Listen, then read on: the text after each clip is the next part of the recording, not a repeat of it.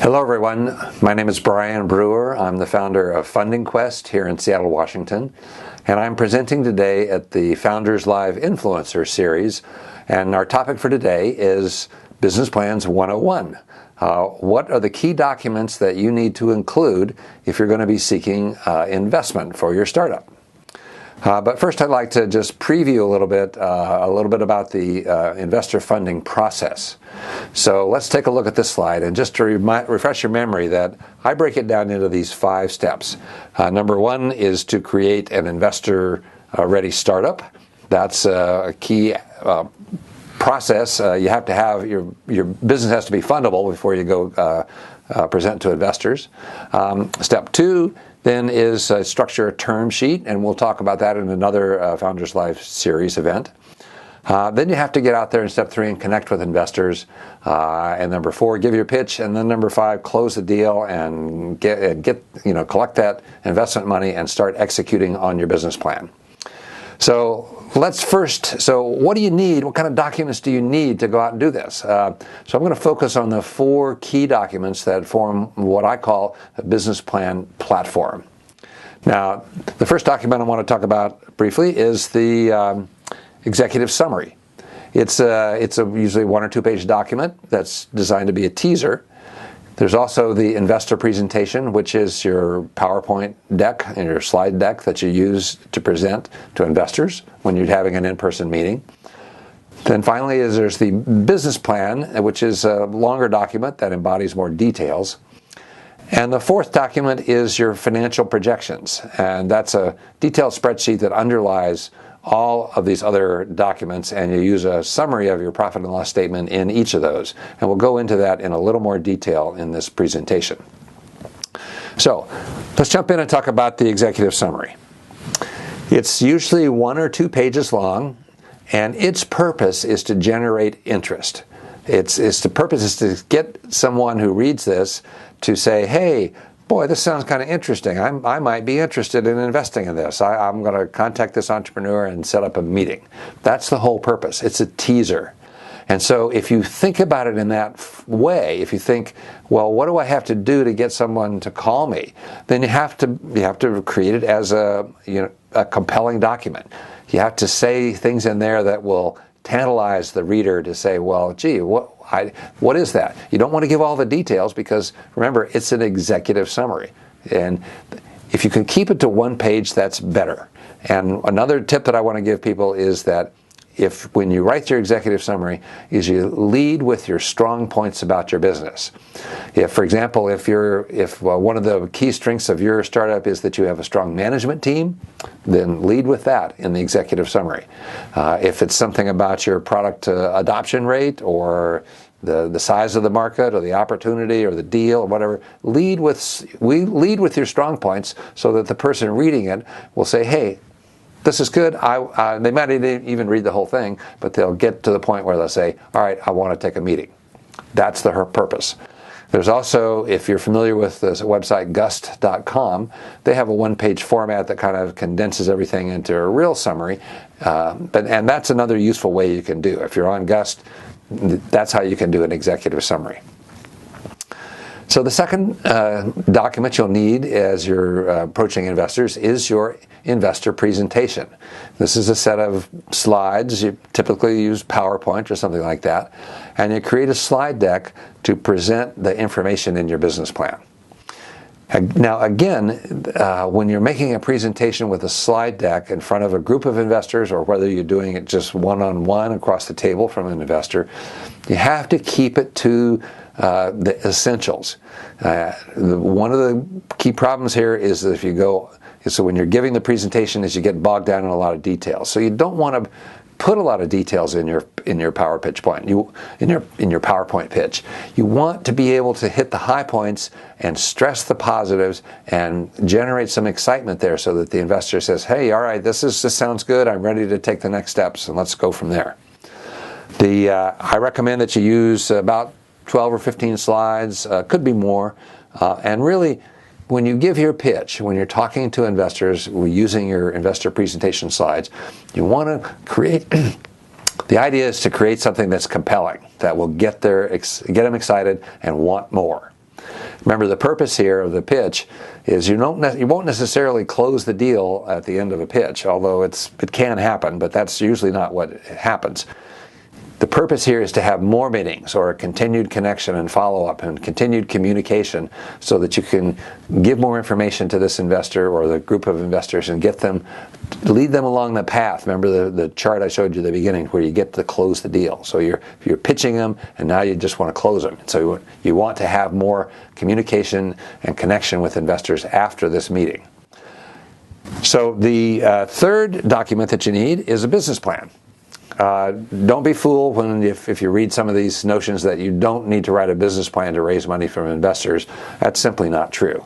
There may be certain cases, there may be exceptions to that. If you're very early and you're just looking for a very small amount of money and you have some connections with investors, you might be able to get an investment without a full 20 or 25 page business plan.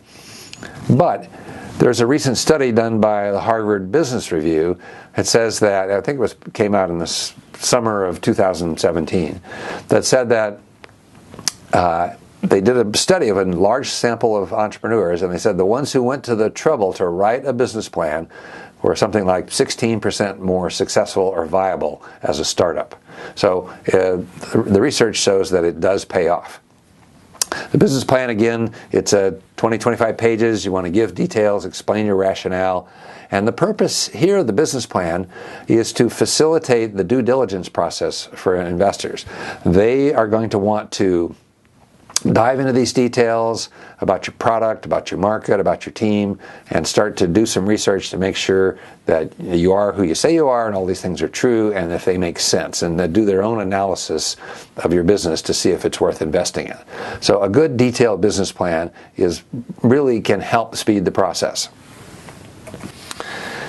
And then finally, the fourth document is your financial projections. And again, I recommend that you do a 5-year profit and loss statement. And do this on a monthly basis so that you can show month by month and year by year how your revenue and expenses are going to play out, and your profit, of course, too. I highly recommend that you do this exercise from the bottom up. You don't try to say, oh well, we have a $1 billion market, so if we can capture 1% of that, that'll be a $10 million business or $100 million.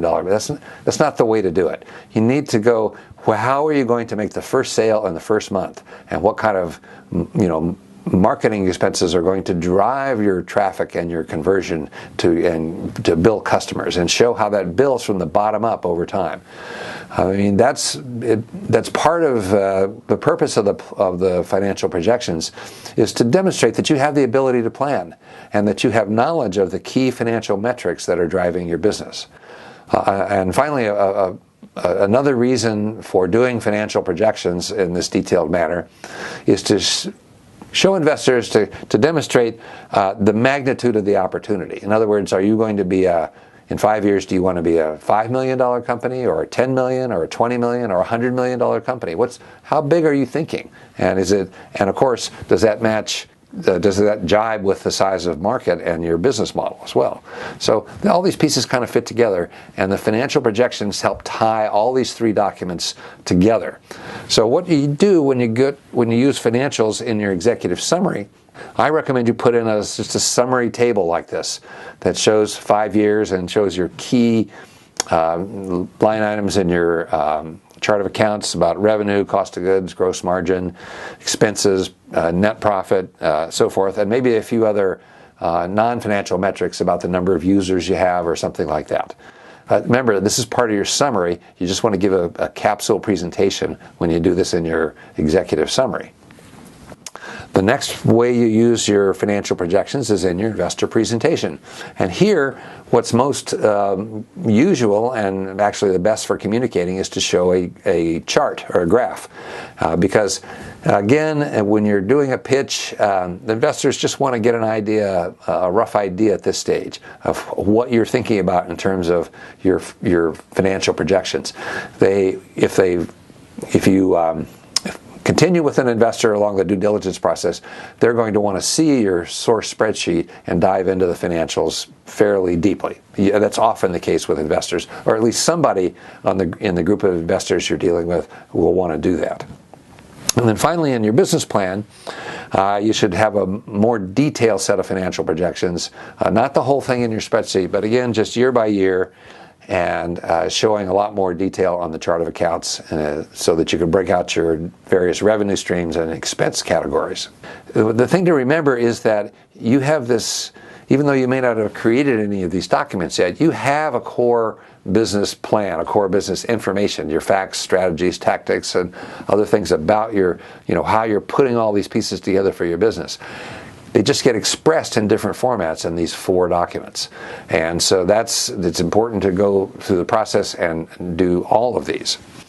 A couple comments about some other documents that might come into play here. Number one is some investor documents, some legal documents about your subscription agreement if you're selling stock, or a convertible note if you're doing debt financing. Those are things that your securities attorney will help you with. Another kind of document that might come into play is if you get into the due diligence process, then the investors may want a whole other range of documents that are more detailed about your business in terms of your articles of incorporation and all key documents about your business operations. And that can be, if you compile those into a due diligence package, that can be literally dozens and dozens, if not 100 pages or more. But that's not what we're talking about here. That's not to get them excited. That's to do the due diligence process. And then finally, occasionally, in the right circumstances, you may want to have a video of your investor presentation or some subset of it, or you may want to use a video to show a product demonstration or a customer use case of your product.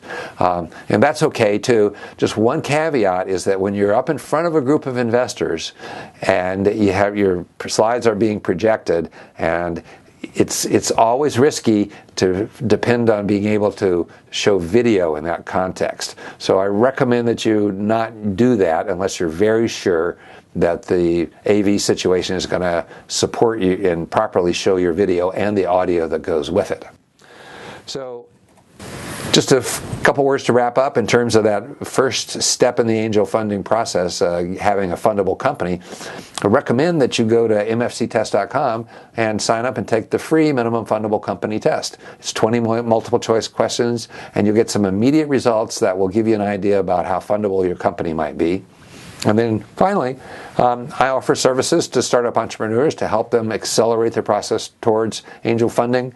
This advisory membership program that's very affordable. I also have a roundtable group, and I offer executive coaching and business plan packages and some others that are listed on my website at fundingquest.com. So please don't hesitate to contact me if you have any questions about those services or the MFC test or anything that I've talked about here in this video today. So I wish you best wishes in your quest for funding. Thank you.